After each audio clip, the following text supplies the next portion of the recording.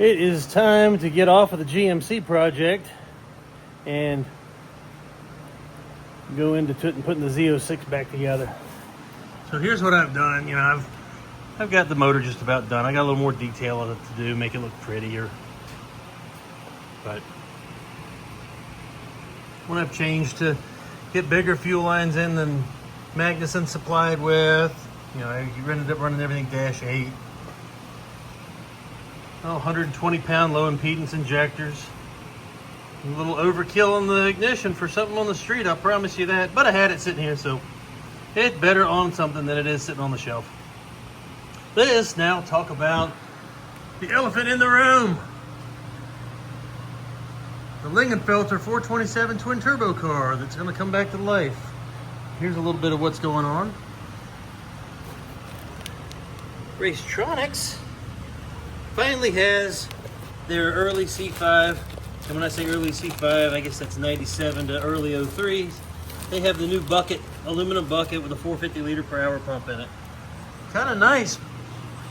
When Lingenfelter built these cars, all they had in it was a 255 liter per hour pump with a Kenny Bell booster pump.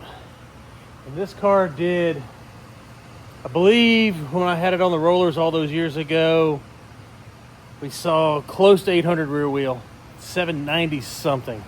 Can't remember. But it was up there close to 800. And Lingenfelter was very conservative with these cars. They did these as if they were OE twin turbo cars.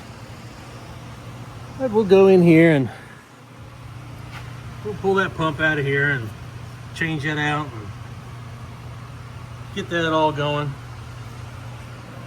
And I don't know, I still have to do house keeping in here. That does not belong on there. I don't know why it's there. If you saw the one of my shorts there, shoot, this is a Spec 5. This whole package, since the last time it left Lingenfelter, it's 7,000-ish miles. I would never have known about that crack had I not had an engine problem. Now, look at the surface. You can still see machining. This might be a little warm spot, but with a stage 5, you're going to get warm spots. But you can still see it's not burned up. It's still got machining marks on it. So, let's make the move to McLeod. The RXT twin.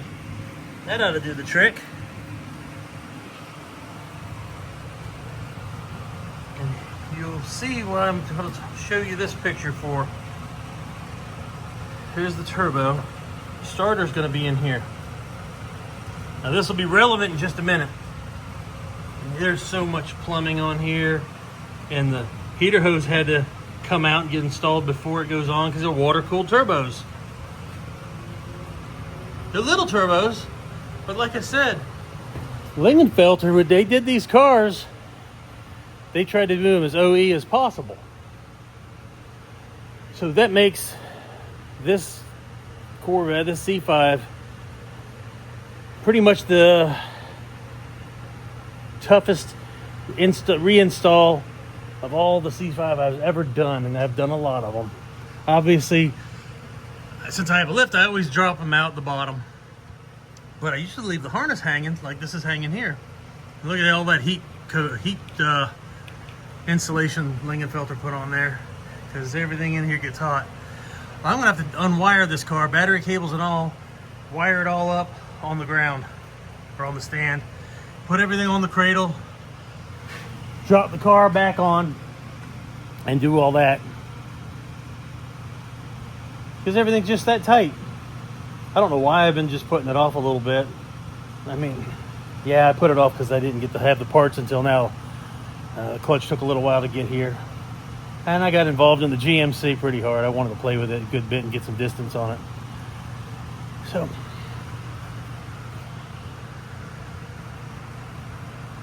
and you want to see how they did the turbo piping. It's really interesting. There's the filtered air going to the inlet of the turbo. Look how it goes through the controller. And of course, that's the boost pipe, pushes back to the intercooler. And all through the control arms. They even made these nice molded plastic. I mean, this is as OE as you could get. I mean, they didn't sell it as a kit. It was straight up. You sent the car to Lingenfelter, and they gave it back to you after you paid the money. See, there's the intercooler up in there. And all that's nice. It's OE quality plastic. It's as if GM would have made it.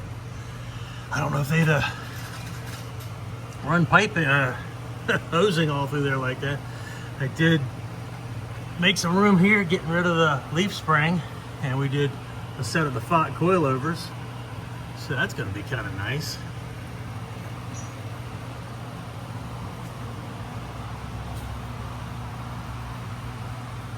This car was built by Lingenfelter about 20 years ago, maybe a little more than 20 years ago. And he didn't get but 7,000 miles out of this one. Till the oil pressure went down, and it was still drove. It didn't make any noise. That was the weirdest thing. That clutch really bothers me. If we'd have found, if it wouldn't have been the main bearing spun, I would have ended up having to fix. I would have fixed it with whatever it could have been other than main bearings, if it wasn't main bearings, obviously. And go off driving this car, and that clutch was going to explode. There's no doubt that thing would have exploded. I don't see how it couldn't. I mean, how could that not come apart? It's like it's right on the edge of coming apart. I don't see how that wasn't going to come apart. But this will be improved from what it was before. There's no doubt about that.